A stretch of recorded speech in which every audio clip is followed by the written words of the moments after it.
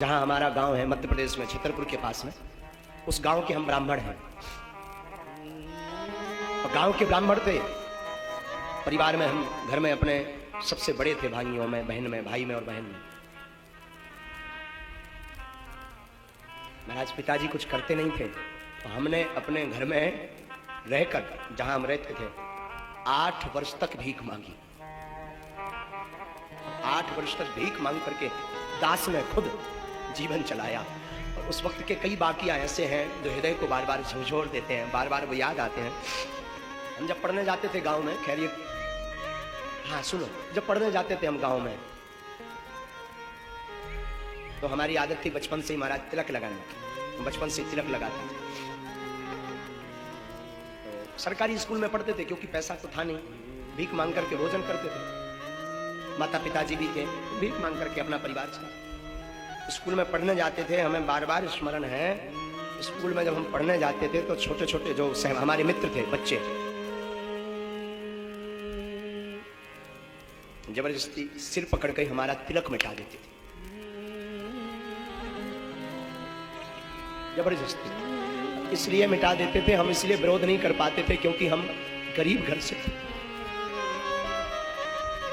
कोई जब उत्सव होता था 26 जनवरी या 15 अगस्त, तो सबके नए नए कपड़े होते थे। हमारा सिर्फ एक ही कपड़ा होता था, एक कुर्ता एक पजामा। बचपन था हमारा, हमें वृंदावन पढ़ने जाना था, भागवत। उस वक्त 2000 रुपए किराया नहीं था, तो हमने सोचा कि उधार मांग लिया जाए। तो जो गांव के लोग थे, हमने उन सबको उधार मांगा, हमें वृंदावन जाना है,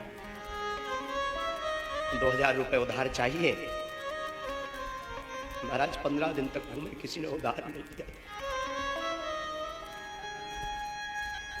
किसी ने उधार नहीं दिया था। क्यों? क्योंकि उन्हें पता था कि अगर हम इसे उधार दे देंगे तो ये चुकाएगा नहीं। कार्ड, शादियों के कार्ड जो होते ना, कार्ड में पूरे परिवार का नाम आता था, सिर्फ हमारे पिताजी का नाम नहीं आता। क्यों? क्योंकि ये गरीब है, ये आ नहीं पाएगा, और आएगा तो कोई व्यवहार नहीं चुका पाएगा, कुछ गिफ्ट नहीं दे पाएगा।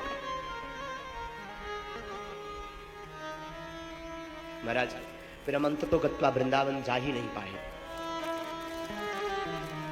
लेकिन उस समय में भी हमने हनुमान जी के चरणों को नहीं छुआ।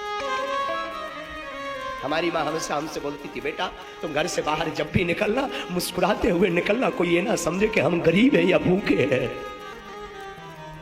मुस्कुराते हुए निकलना।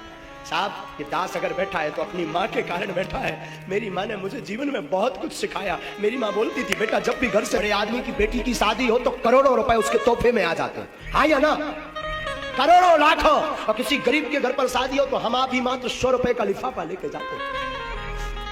हमने विचार किया क्या करना चाहिए, इसलिए बागेश्वर धाम पर हमने संकल्प लिया गुरु कृपा से कि धाम पर जो भी चढ़ोतरी आएगी उससे गरीब कन्याओं का विवाह करेंगे। मैं प्रार्थना करना चाहता हूं नागपुर महाराष्ट्र के आप सबसे, आप एक घड़ी बड़े आदमी का इनविटेशन छोड़ देना, बड़े आदमी के घर पर जाना छोड़ देना, पर एक बात गांठ बांध ले, गरीब गरीबी के कारण अगर आपको कार्ड भी ना दे पाए तो बिना बुलाए जाना और उसके घर पर कुछ देकर जरूर आना। इतना जरूर कर, तुम्हें सौगंध है अपने ईमान की, सौगंध है तुम्हें अपने ईमान की, क्योंकि साहब इनका तो सिर्फ परमात्मा होता है। और मैं व्यासपीठ से बोलूं तो बुरा नहीं होगा, जिसका कोई ना हो आ जाना हमारी गली में। बागेश्वर धाम खुला था, खुला है, खुला रहेगा। बाहर निकलना, मुस्कुराते हुए निकलना, कोई ये ना समझ पाए गरीब है और भगवान तुम्हारा कोई नहीं, सिर्फ भगवान है। और साहब ये बात माने बार बार हमारी बुद्धि में रखी, उसका परिणाम है कि एक दिन हनुमान जी ने भी हमारा हाथ पकड़ लिया। वो दिन है कि आज का दिन है साहब। हमें अपनी आप बीती बताता हूं, 4-4, 5-5 दिन तक पार्ले जी, उस जमाने में 1 रुपए का आता था, छोटा पैकेट पार्ले जी, 1-1 रुपए का पार्ले जी खा खा करके पेट भरा हमने, 1-1 रुपए का। उस वक्त कोई उधार नहीं देता, भिक्षा में, ब्राह्मण का काम भिक्षा मांगना है साहब, बुराई नहीं थी, ब्राह्मण का तो काम है भिक्षा मांगना। हम अपना कर्तव्य करते थे, कर्म करते थे। लेकिन मैं लोगों की मानसिकता बता रहा हूं, उस जमाने में जब भिक्षा मांगने जाता था तब लोग ताने देते थे, फिर आ गए साहब, लेकिन मैं प्रार्थना करूं, जिसका कोई नहीं होता उसका परमात्मा होता है।